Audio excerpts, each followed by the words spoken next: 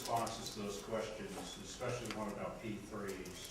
We absolutely promote at the Conference of Mayors that every mayor making a major capital investment decision in water and wastewater consider a partnership before they move forward.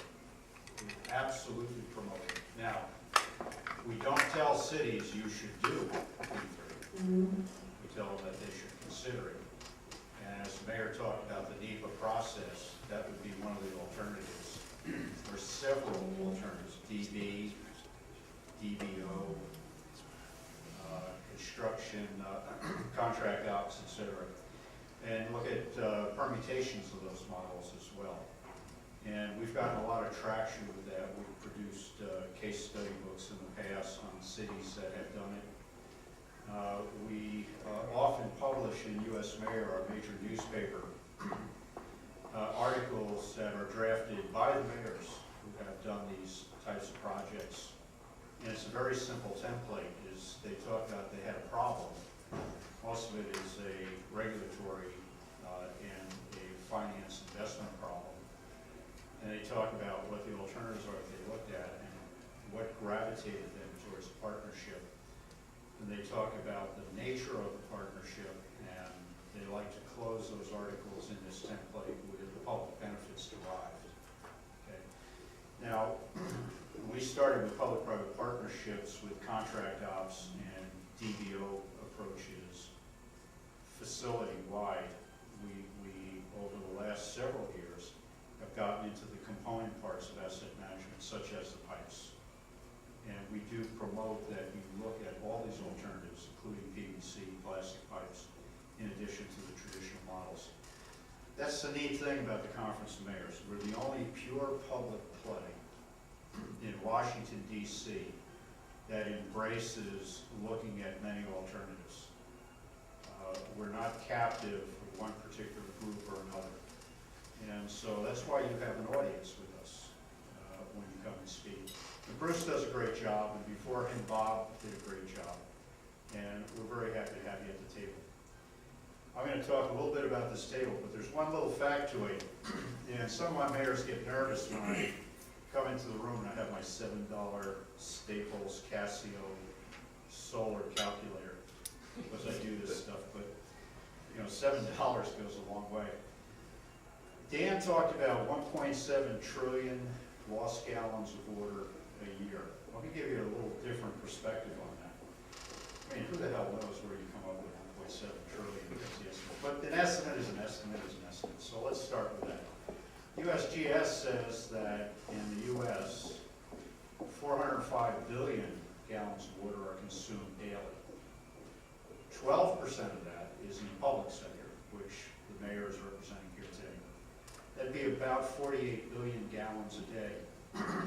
So if you're losing 1.7 trillion of finely produced water at great cost, we saw it was 2.6 billion, it really is about 35 days a year. We might as well just open up the spigot and let it run out. 35 days a year supply. That's interesting to think about that, because we work so hard to control these systems, and yet it turns out that we have less control than we thought. Now, we've had people from Mexico come and speak to the mayors and say 50 to 70% loss is typical. And so, well, you know, you got to do something about that.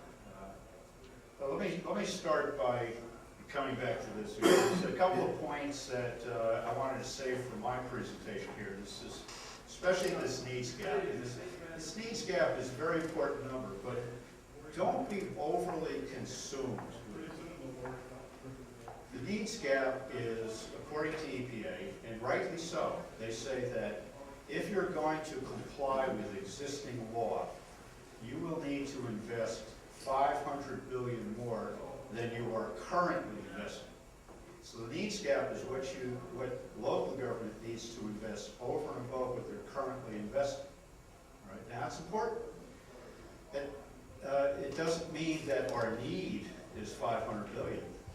Our need is this number. This is the problem. People are overlooking it. In 1984, something very, very strange happened in America. 1984, the cost for O&M became a majority of total cost, and it was greater than capital investment, starting in 1984. And as we go through my slides, I'll show you how that pans out. But that's a very important thing, is that we have such a physical inventory now of physical assets that we have to operate and maintain, that according to my calculation, for every dollar that's invested, 60 cents now goes to O&M, whereas in the past, been between 20 and 30 cents. Why is that the case? Okay, well, there's operational problems, and there's deferred maintenance. You know, we could talk about the examples all day long. But the fact of the matter is that the new unfunded mandates, which are coming down to be borne by local government, is going to be very energy intensive, and O&M costs, again, are going to spike. And we talk in America about putting green infrastructure in, and cities are actually in the forefront of actually doing that. But where are the mayors today? The mayors are concerned about CSO consent decrees. Indianapolis, 3.5 billion. Omaha, 1 billion. Okay, so we think we're going to be worried about pipe. Mayors are going to be worried about those consent negotiations with the Department of Justice and with the EPA lawyers, especially when they have an affordability guidance that says we will look at your cost per household and what percent of median household income that is, and we will determine how much you can afford. So Akron, Ohio had a $330 million CSO consent agreement with the state. The feds came in and said, no, Mr. Mayor, you can afford $700 million. And by golly, in our consent decree, our engineers are going to design to $700 million, whether you need it or not, because that's what we can do. And so now the mayors are engaged with DOJ and EPA and talking about, wait a minute, we need to get back on the same team. When the federal government was giving construction grants, EPA was the city's partner. And now that, as Mayor Plasquellic says, they have no longer any skin in the game, they're our prosecutor. Okay? And we're working with both these agencies, DOJ and EPA, to try to turn that around and say we're on the same team and we need to work together. So the key really is, how do you phase in these costs, complying with the law according to the ability of local government to pay? And that's what these figures are telling us. For the first time, we've looked at what is it really going to cost, not just the needs gap, because the needs gap is only part of the story. So we look at this, $421 billion a year. Now, just 10 years ago, that was how much we paid for the military.